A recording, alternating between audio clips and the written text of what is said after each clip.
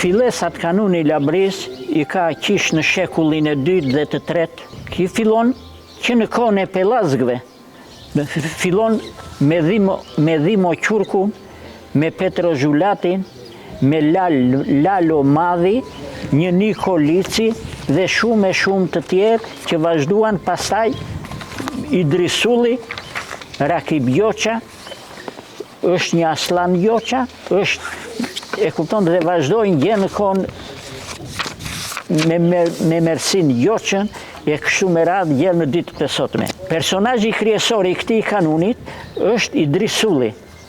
Idrisulli ishte një njeri autoritar, njeri shumë I zgjuar dhe njeri I shkolluar I asaj kohe.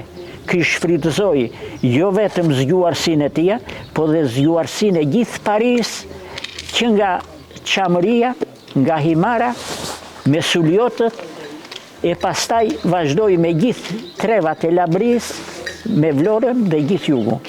Do me thënë ka një shtrirje shumë të gjerë. Kështu që po në atë kohë ki mlodhi gjithë Parin e zonës dhe ka bërë një kuvend të madh në qafën të repet e Taroninës, mbas qafës Taroninës.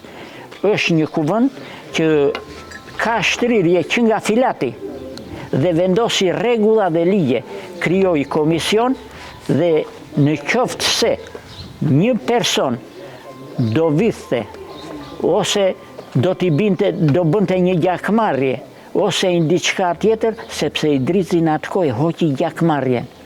Nuk ishte gjakmarrje, në qoftë se do ndodhte një diçka, do mlidhej komision dhe ata do vendosin se si do bëhej. Bile kish arritur sa I kish ndjekur dhe nga fshati. Ata persona që qenë kundër këtyre kanuneve, kundër ligjeve. Në atë kohë qeveria ishte në Stamboll. Këtu ishim pa qeverie, kupton, Turku vendose me çdo kusht për të shfrytëzuar këtë zonë, kupton ti, por këta asnjëherë nuk ju nënshtruan. Prandaj I dualtin Zot dhe nuk e lan Hasmin që të krijonte përçarje dhe vllavrasje brenda për brenda. Ka shumë historira në këto mes që kanë kush ka shkel këto zakone, I ka njekur nga fshati. Po përveç kësaja, një prioritet të madh Idrisulli në kanun I dha prioritet gruas, vajzës. Ishte vajza që do martonej, burri kishte të drejtë ta trajtonte si plaç tregu, ndërsa ai vendose si veproi Idrizi në këtë mes. Ai kishte një vajzë, ajo vajza që pak sakate. E kupton ti? Dhe I thot një I trimit të tia që do marrë zhvajzën time. Jo aga I thot ki, do ta marrë qito, do ta mbash 6 muaj dhe do ta ndaç. Dhe ashtu bëri. Mirë po e mori, bëri dasmë të madhe Idrizi vetë në shtëpi, e kupton ti? Dhe bas 6 muajve ai e ndau, e urdhëroi ki. Paria, këtu në Zhulat, u mlodh ç'është kjo punë, e kupton, ta vrasëm këtë djalin. Jo, u thot ki, edhe I mlodhi, bëri një kuvend dhe u thot, ky djalë u thot, do marr atë që I takon, dhe vajza do marr atë që I takon. Nuk e pse ta vrasësh, vetëm ka këtë drejt. Për 6, në qoftë se do ta mbaje 6 muaj, vajzën, atë vajzë, gjerë sa të plotësonte një vit, do ta paguaje, se mund të qenë me barra, jo e kuptonte? Do të thënë kjo që e drejta, që I dha drejtën në gruas. Përveç kësaja, fukarallëku ishte në kul në atë kohë. Dhe Idrizi vendosi, nxorri familjen e tij, nxorri në punë.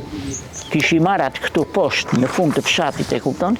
Dhe paria, ata që qëndrojnë kapadain, se burrat nuk punojnë. E kupton? Gratë në shtëpi, po nuk kishin të drejtë që të punojnë. Fukarallëku qenë në kul. Prandaj ki nxorri familjen e tij me gra dhe me vajza dhe me nuset të familjes për të punuar. Këta e quajtin si turp. Ahere ai mlodhi Parin këtu dhe u tha duhet të punojmë të tërë, sepse që të rojmë dhe të ashtu fukarallëkun duhet të punojmë gra dhe burra dhe drejtat I kemi të barabata. Bëri një takim me Parin e Veriut, ata që përfaqësojnë kanunin e lek Dukagjinit. Dhe I thot, çfarë I vut vajzës kur e martoni në paj? Ata i thonë një balë fishek. I thotë një balë fishek, i thotë ki. Po plumi do të marrë tërë jetën. Po ju i thonë këta, po ti qëfar i vure? Unë i thotë një laps dhe një letër. Çdo gjë me marrëveshje. Nuk e shetë të drejtë. Burri, ta trajton dhe si plaç tregu të vajzën. Ne si zhulaqot, këto tradita i kemi ruajtur. Edhe sot. Sepse janë shumë përparimtare. Për shembull, në kohën në 97-ën qëra qeveria, ne si zhulat, këtu ishte qetësi, se u armatosi gjithë populli, po krijuam një komision dhe bëm çarmatosjen e fshatit dhe vazhdu, këtu në fshat nuk erdhi njeri huaj, nuk na ndodhi asnjë diçka. E kuptonti, duke vazhdu dhe vum në fuqi rregullat, kanunet e Idrisulli, sepse kanuni i Idrisullit është shumë përparimtar. Në atë kohë vinë, do e thënë se ishte pa qeveri, pa gjë, vinë vjedhin, kusëria, plaçkiti, e kupton, qëllojnë në vënd e pa vënd, me dufeke, e kupton, se ranë dufeke të ranë në duart të fëmijëve, në duart të pamundurve, e kupton, dhe prandaj për të shmangur këto, ne vendosim në këtë. Pastaj krijuam lidhje me qeverinë poshtë, që u krijua qeveria e stabilitetit e punë, e kupton, dhe ne kemi mbajtur një rol kryesor në zonë. Përsëri, mendimi tonë i zhulatit, i pleqëve të zhulatit, asaj kohe ishte liq. Për hasmërinë dhe për vjedhjen. Në qoftë se do bëje një hasmëri, ahere do dënonej personi. Na mirë i mendja që do dënonej personi, se nuk ishin faj të tjerët. Dhe ki person, jo vetëm do dënonej në maksimum, po do të jipet dhe gjyqit ato ligje që kishin, e kuptonte, në atë dhe dënonej, jipe i mendimit tonë si fshat. Kështu ka ndodhur në ato kohë. Ne na kanuni ruajmë, do me thënë, shumë tradita të asaj kohës. Besnikrin, që është një gjë kryesore, mikpritje, do me thënë, rregullat për sa i përket hasmërisë, nuk ka ndodh hasmërira këtu në fshat.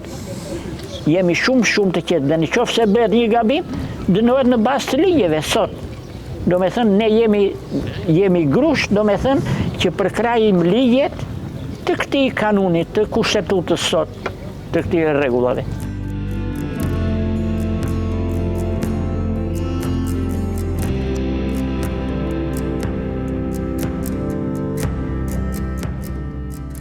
Sot jemi rreth 25-26 shtëpi, si shtëpi, e kuptonti, si banor ka rreth 120-130 banor.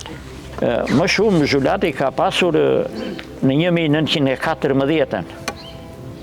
Ka pasur banor shumë, sepse ishte fshati shumë i madh. Mirë, po greku i 14-ës e dogji fshatit, e dogji komplet, e bëri hi zhulatin dhe zhulati pasaj një pjesë e zhulatit më shumë se gjysma iktin. Këtu kanë qenë rreth 800 ca shtëpi.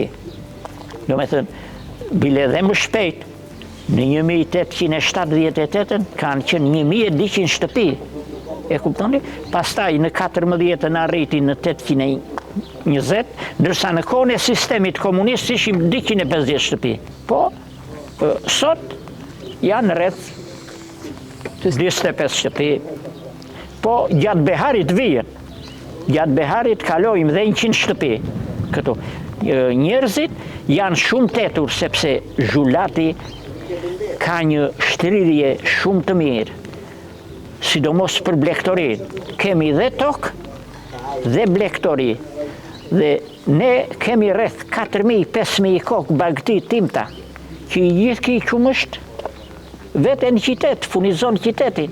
Është një diçka e mirë. Edhe shumë njerëz që janë këtu, ka familje që kanë 700-800 kokë bagëti dhënë, edhe 1000 kokë, kanë rreth 150 lopë për vishre, e ku jo për qumësht. Po, nuk kemi me hakë do përkraje nga shteti, nga qeveria, sepse dhe si zonë ne jemi shumë e pasur. Këtu ka nga bimet më medicinale, më të ndryshmet që nga Rigon, Vjeshtull, Bli, Qaj, Murris, Listër dhe shumë e shumë bimë të tjera romantike, të cilat këto këto ngelen pa mbledhur me hake, kuptonte, nuk ka njerëz. Zhulati me këtë rrugë që është bërë, sot është 20 minuta. Rruga mbas 2013-ës u bë rruga, ndërsa vazhdon tani një pjesë e kemi bërë me bidon, me beton rreth 1 kilometër, vazhdoj me asfalt. Ku para se të vijit ju që u fut në atë pjesën poshte, tek ajo ure fillimit, ka filluar asfalti do mbaroj, themi se do mbaroj këtë vit. Ka investuar bashkia rreth 1 kilometra me beton këtu dhe u bën dhe urat me investim nga shteti, urat në lumë sepse kiloj lumit del shumë gjatë dimrit. Na izolon të shumë. Ne në ato kora, para 2013-ës, që të veje në spital, do veje me zetor, me skrep, se nuk vinte makinë këtu në mes të fshatit. Ndërsa tani u bë kjo rruga, ka më përparësi, do bëhet dhe asfalti, është një diçka e mirë për neve si fshat. Kanë filluar fshatarët dhe vijnë, ata që kanë emigruar, vijnë rregullojnë shtëpit dhe tek këtu vijnë këtu të banojnë, sepse këtu është një fshat, ne jemi në 100 fshatra me hak, po nuk është investuar për këtë lloj pune, e kuptonti, sepse ne na vijnë turist, janë shumë të kënaqur kur vijnë këtu. Ata vijnë, dalën shëtitje në këto malet që shikojmë, të gjitha këto malet që shohim, janë pronë e Zhulatit. Po është një mrekulli e rrallë, janë pije, vënde me ujë, të mbuluara me trëndelini, themi ne. E kupton, ka një kënaqësi të madhe, sidomos në muajt e beharit. E kupton, po dhe në muajt e dimrit, lartë po të shikot që ajo maja Karshineve është maja e Lucës, i themi ne, është një nga majat më të larta të zonës, mbas asaja është deti. Mbas asaja është bregdeti komplet, e kuptoni? Edhe kemi si pozicion, kemi pozicion të mirë, është fshat me ujë të bollshëm, vetëm që nuk është investuar. Disa që mirën me vleftori janë të rinj, bile kemi një di familje që kanë mbaruar dhe shkollat e larta dhe nuk vend të punësohen në shtet, po vazhdojnë me ato me blektorin, kanë rreth një pjesë, kanë rreth 700-800 kokë dhënë. Dhe kanë një interes shumë të madh, sepse vlera e mishit dhe qumshit ka rritur kulmin.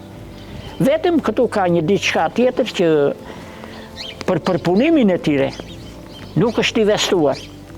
Pastaj këtu, se ka male, është një vend i mirë për bletarinë. Ka shumë burime të cilët mund të shfrytëzohen për të jetuar, mënyrën se si të jetojnë. Zhulati ka, do me thënë, thuaj se nuk do ketë shtëpi që të gjithë të rinjt kanë ikur, përveç se rreth 20-30 shtëpi janë që mirën me blektori, ndërsa pjesa tjetër kanë ikur, janë në Kanada, në Amerikë, në Gjermani, në Francë kemi shumë, në Angli, pa le në Greqi. Greqi janë lagje të tëra me zhulaqotas. Unë do të bëj thirrje, jo vetëm zhulaqotasve që janë rreth Shqipërisë, po dhe këta që janë në emigrim, të vijnë në Zhulat, të investojnë në Zhulatin, sepse është një vend prallor. Është një vend që mund të jetohet dhe jetohet shumë mirë.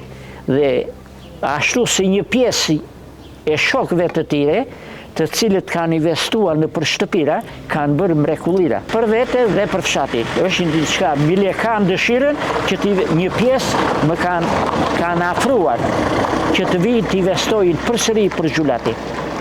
Sidomos për rrugët brenda fshatit. Ti sistemojmë, ti shtrojmë me cimento. Ja kanë filluar, kemi një lloj rruge, është një emigrant, një Xiflo Muxhai quhet ki, e ku është në Greqi. Ai jo vetëm që ka bërë vilë, shtëpinë e tia, e kupton? Po ka shtruar edhe rrugën këtu në mes të fshatit e të shtëpia. Dhe shumë të tjerë që investojnë. Dëshira është shumë e madhe. Prandaj u bëj thirrje të tërve, hajdeni në Zhulat. Zhulati, kush ka një mik zhulaqot, është i bekuar nga Perëndia. Kështu na thoshin plej. Ne na janë afruar turist që të blejnë shtëpi, e kuptoni? Ose t'u japëm një vend të bëjnë vila. Dhe të vijen, ne do t'i ndihmojmë, ne kemi vend shumë të gjerë. Dhe të vijen të jetojnë, ne o t'i përkrahën. Ata do ta kenë këtë fshat si vendin e tyre. Prandaj dhe të vijen t'i investojnë.